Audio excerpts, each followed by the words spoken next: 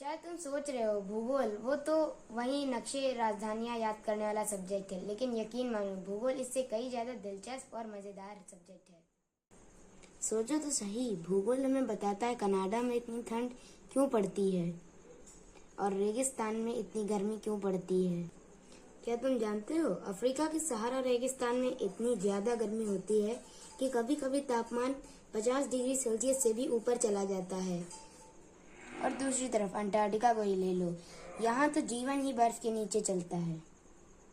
भूगोल हमें ये समझाता है कि भूकंप और ज्वालामुखी क्यों होते हैं। क्या तुम जानते हो जापान और चिली में जैसे देशों में इसकी सक्रियता इतनी ज्यादा है कि यहाँ पे हर साल बहुत ज्यादा भूकंप आया करते हैं। भूकंप टेक्टोनिक प्लेट्स के कारण आते हैं। यहाँ पर पृथ्वी की टेक्टोनिक प्लेट्स एक दूसरे से टकराती हैं और यही कारण है इन जगहों पर भूकंप और ज्वालामुखी का आते रहना। जापान को ही ले लो, जापान में 2 टेक्टोनिक प्लेट्स नहीं, चार टेक्टोनिक प्लेट्स आपस में लड़ती हैं, जिसकी वजह से यहाँ पे बहुत बड़ा अर्थक्वेक आता है।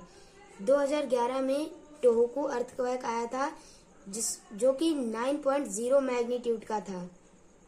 इस भूकंप ने पूरे जापान को हिला के रख दिया था। क्या आपने कभी सोचा है दुनिया के जितने भी बड़े शहर हैं वो क्यों बने?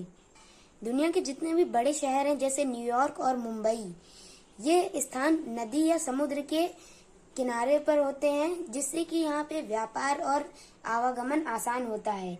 इसी वजह से ये शहर इतने डेवलप हो गए कि ये दुनिया के सबसे बड़े शहर बन गए हैं। क्यों मजा आता है ना प्राकृतिक चीजों के बारे में जानने के लिए। भूगोल हर चीज से जुड़ा है, प्रकृति, मौसम, लोग, संस्कृत, सब कुछ। और इसकी सबसे अच्छी बात ये हमारे रोज जीवन में भी काम आता है।